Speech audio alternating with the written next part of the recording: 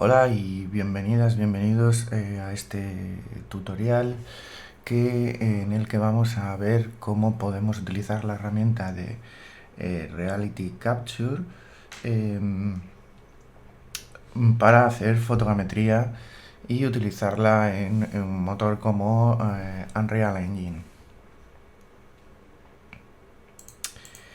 Bueno, pues como os decía, el objetivo principal de esta sesión es ver cómo podemos utilizar fotogrametría como una herramienta para crear assets para videojuegos, ¿vale? Para eso vamos a sentar conocimientos básicos de fotografía necesarios para hacer la captura de las imágenes, ¿vale?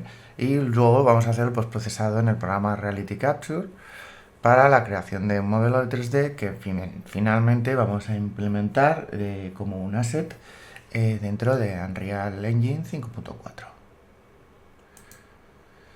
¿Cuáles son los conocimientos que vamos a ver durante la sesión? Pues bueno, vamos a ver un acercamiento muy básico a lo que es la definición de fotogrametría. Vamos a ver cómo debemos planificar la captura de imágenes, qué cosas tenemos que tener en cuenta en esa captura a nivel de elementos que participan en ella, cámara, etcétera, etcétera.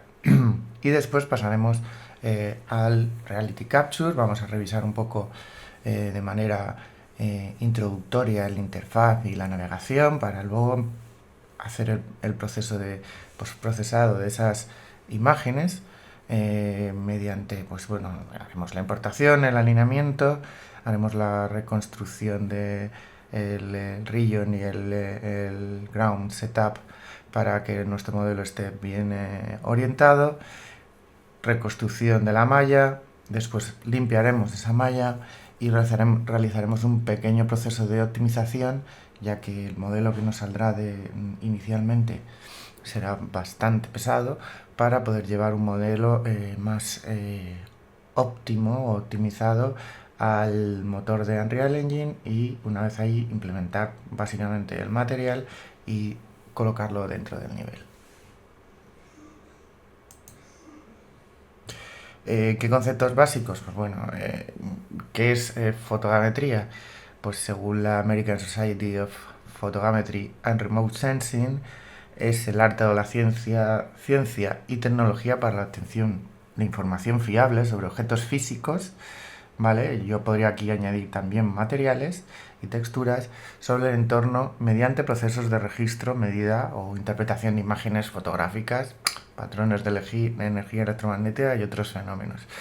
Aquí nosotros precisamente nos vamos a basar en la obtención de esas fotografías para meterlo dentro de una metodología o de un workflow que tiene como fin la creación de un asset de un videojuego.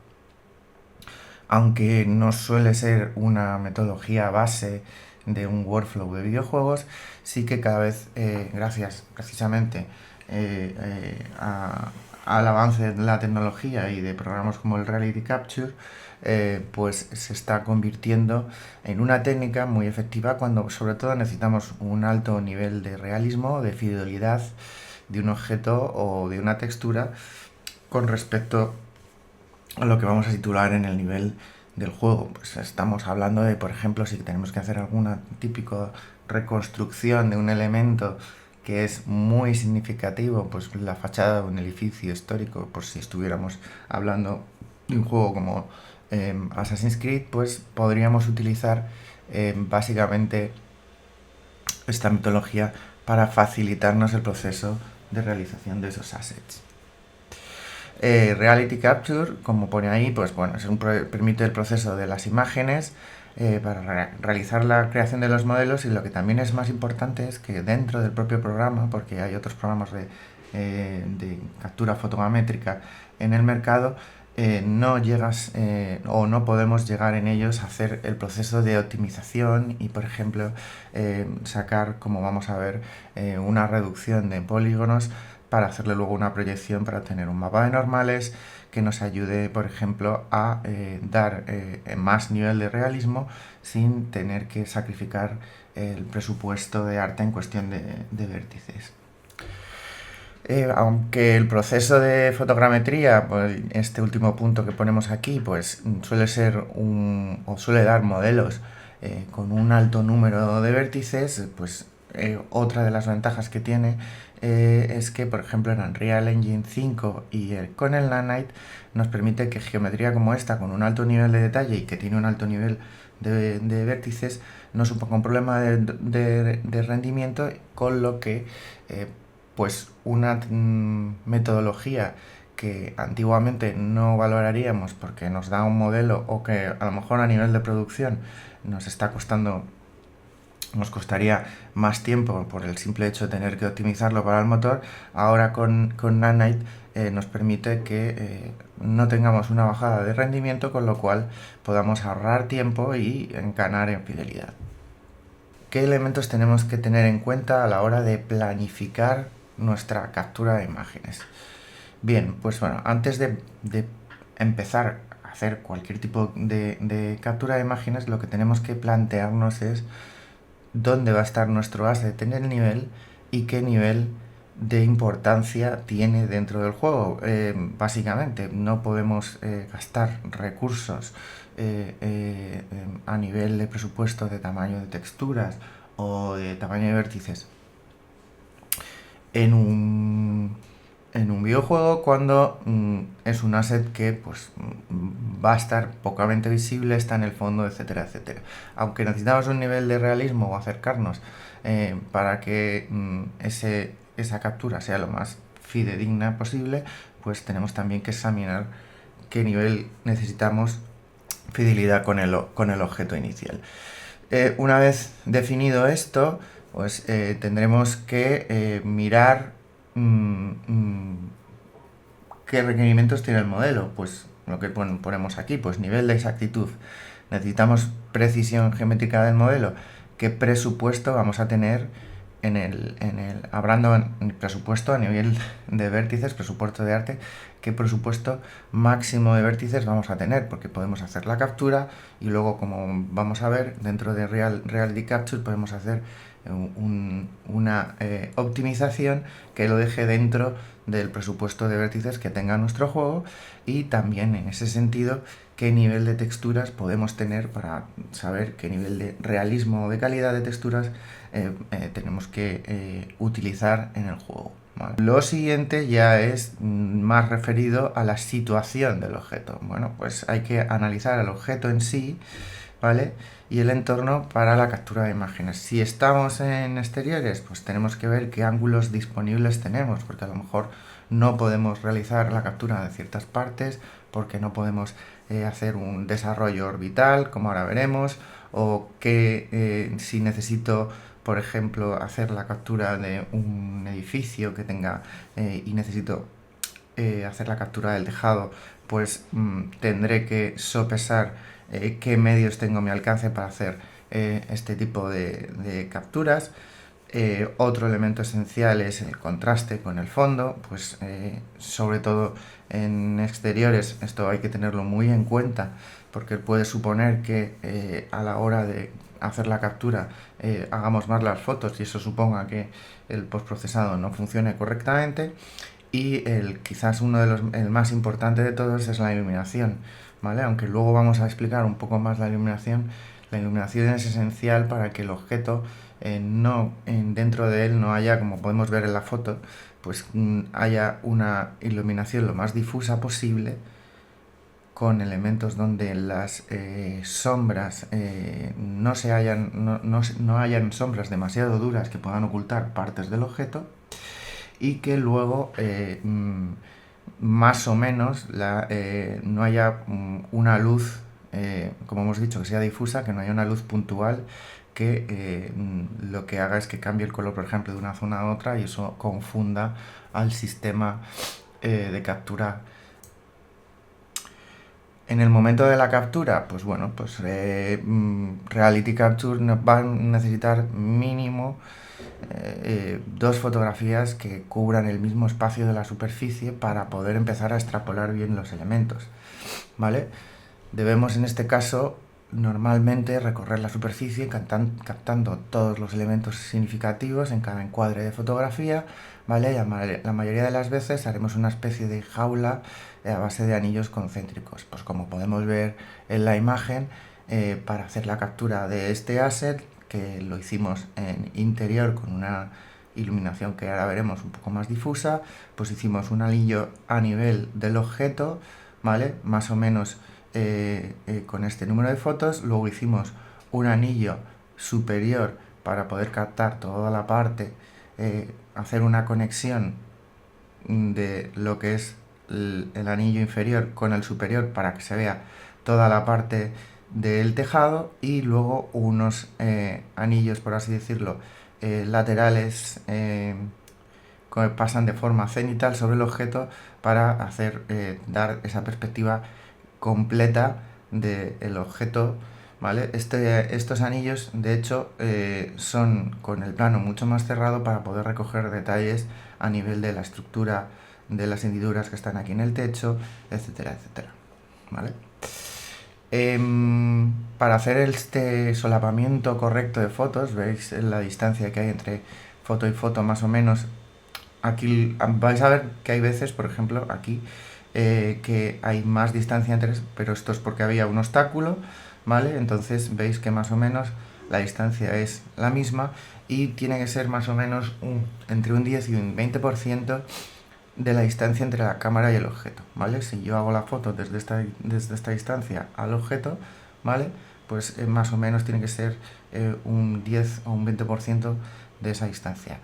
Lo normal, pues que sean entre 10 y 15 grados entre cada una de las fotos, ¿vale? Esta regla en realidad también es muy útil, o tenemos que tenerla más en cuenta cuando estamos hablando de capturas de elementos en exteriores o elementos de gran tamaño, como puede ser la fachada de un edificio, etcétera, etcétera, para poder, evidentemente ahí nos vamos a alejar para poder coger toda la superficie del objeto. No es como este caso, que es un objeto pequeño, que ha sido más fácil hacer la captura, ¿vale? Pero es más importante seguir con esta regla del 10, el 15, el 20%, sobre todo con objetos de gran tamaño, pues la fachada de un edificio, etcétera, etcétera, para que el solapamiento sea correcto. ¿Qué tipos de formas de capturar tenemos? Pues bueno, cuando hablamos tenemos básicamente dos estilos, que es el objeto en estático y la cámara se mueve para hacer las capturas. Los dos principales son rejilla, que es el que utilizaríamos, por ejemplo, para tomar superficies, por ejemplo, el que hace elementos fotogramétricos de terrenos con drones. Haríamos fotos cada X, ¿vale? Para, por ejemplo, capturar la topografía de una zona concreta, ¿vale? Con un dron, para luego reproducirla, por ejemplo, dentro de nuestro nivel. Y lo que vamos haciendo es dividir por segmentos, realizando normalmente una especie de rejilla que recorremos de forma a modo de columnas y filas, ¿vale? Para que quede todo el elemento capturado de esa forma. También lo podemos hacer a lo mejor en sentidos que sean, pues, como otro ejemplo puede ser la fachada de un edificio, ¿no? La mayoría de las veces el que utilizaremos es el orbital, que es el que veis en la foto, que lo que hace es lo que hemos dicho, describir anillos concéntricos, ¿vale? Intentando solapar entre ellos parte de la superficie, ¿vale? De esta forma, y luego una separación, pues eso, entre 10 y 15 grados entre foto y foto, para que de esta forma el software como Reality Capture pues puede hacer la interpolación de la nube de puntos correctamente, ¿vale? Existe otra metodología, por ejemplo, que es utilizando a niveles de objetos pequeños, utilizan cajones de luz en el que el objeto, la cámara está estática, y mediante una parrilla movemos el objeto, pues más o menos también con ese movimiento de 10 grados entre foto y foto. Otros elementos que tenemos que tener en cuenta para en el momento de la captura, pues básicamente las herramientas de trabajo que tenemos que hacer, que tenemos que utilizar y cómo disponemos de estas herramientas de trabajo para poder realizarlas. La primera y más importante, la cámara, ¿vale? Aunque podemos hacer fotogrametría hoy por hoy con cualquier tipo de cámara, ya sea una cámara de estas antiguas cámaras Pocket, ¿no? O la cámara de nuestro teléfono móvil, o una cámara ya DSLR más profesional, ¿vale? Tenemos que fijarnos más que en el tipo de cámara, las opciones que nos da esa cámara, ¿vale? Intentemos siempre que la resolución sea la máxima posible que se nos permita, ¿vale? A partir de 20 megapíxeles, Reality Capture funciona muy bien, ¿vale? Entonces tendríamos que intentar que nuestra cámara tuviera esta resolución. La mayoría de las cámaras hoy por hoy de un móvil ya tienen esta resolución, entonces no tendríamos que preocuparnos. Hay que intentar sacar las fotos en formato RAW, aunque se pueden sacar en formato JPG. El RAW nos permite más, es más versátil porque luego podemos llevarlo si tenemos problemas con la iluminación y tenemos como el RAW capta distintos capta un rango más amplio de luz, perdón, y así podemos retocarlo, por ejemplo, en Photoshop o en el Lightroom y conseguir que todas las fotos, lo que decíamos antes, tenga una iluminación y exactamente o muy parecida o muy homogénea para que la captura del proceso de creación de la nube de puntos y posterior malla pues sea lo más óptima posible de todo el Reality Capture. Un modo manual que nos permita tener control de los elementos como la exposición, ¿vale? La apertura de diafragma y la velocidad de obturación para poder utilizarlo en nuestro beneficio, como ahora veremos, ¿vale? En la parte de la exposición, pues teniendo así más control de la luz a nivel de captura, ¿vale? Para que esas fotos sean lo más homogéneos posibles, aunque se disparen desde puntos muy distintos alrededor del objeto. Y con la velocidad de obturación, pues vamos a conseguir elementos tan importantes como la profundidad de campo, que ahora veremos para qué nos puede servir. La óptica, pues con cualquier óptica básica o cuando nos vayamos a una cámara DSLR, pues que cualquier óptica intermedia, ¿no? Nos puede servir. Lo que tenemos que evitar a toda costa son los zooms digitales, que cuando intentemos reencuadrar esa imagen o ese objeto no haya un zoom digital, porque eso lo que suele hacer es que como escala la imagen a un nivel, pues pierda resolución y tengamos ruido, píxeles, etcétera, etcétera. Y sobre todo ayudarnos mucho de los accesorios. Es muy importante, aunque haya veces que tengamos que hacer la toma con nuestro móvil o con nuestra cámara en mano, es muchísimo más eficiente la toma si utilizamos un trípode o un dispositivo de estabilización, ¿vale? Para que en ningún momento, si tenemos pues velocidades muy altas de obturación de la cámara, pues no salga la imagen movida y que se desenfoque, etcétera, etcétera. Justo hablando de eso, en el enfoque y el contraste pues son muy importantes, ¿vale? Tenemos que conseguir siempre que, por ejemplo, como se ve en la imagen, el objeto esté nítido completamente, ¿vale? Y tenemos que utilizar la profundidad de campo en este caso, ¿vale? Ya sabemos que la profundidad de campo es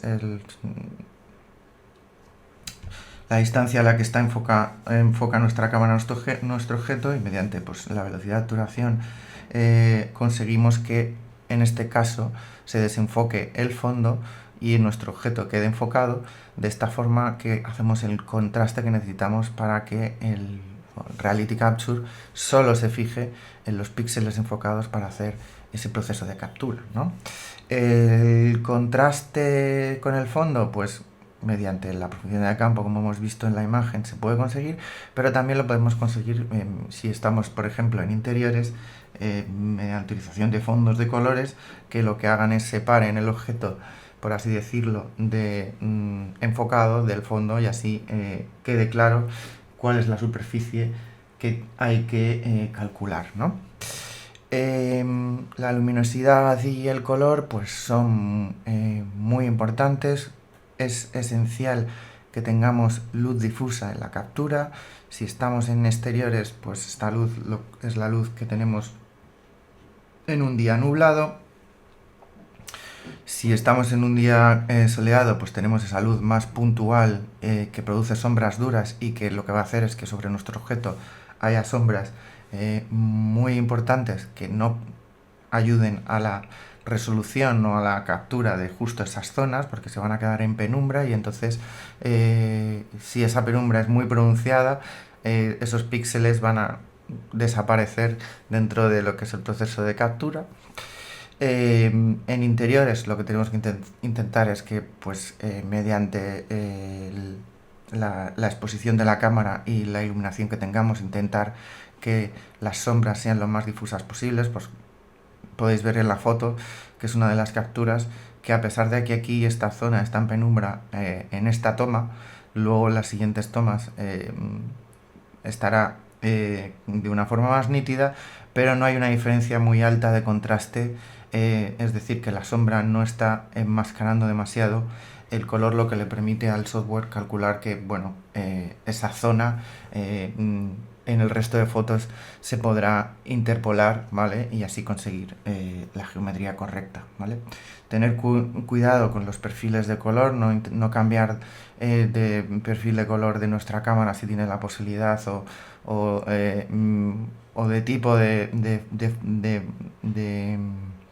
formato de captura a mitad de captura, ¿vale? No hagamos eso.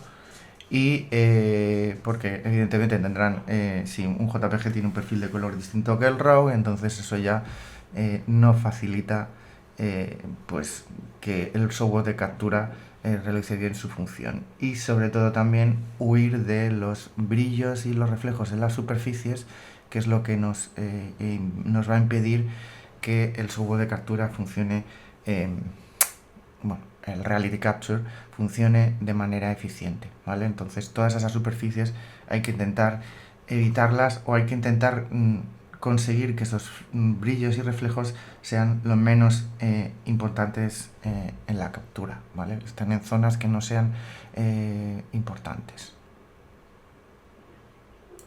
Pues aquí podéis ver, por ejemplo, cómo se ha hecho el proceso de captura del objeto. Veis que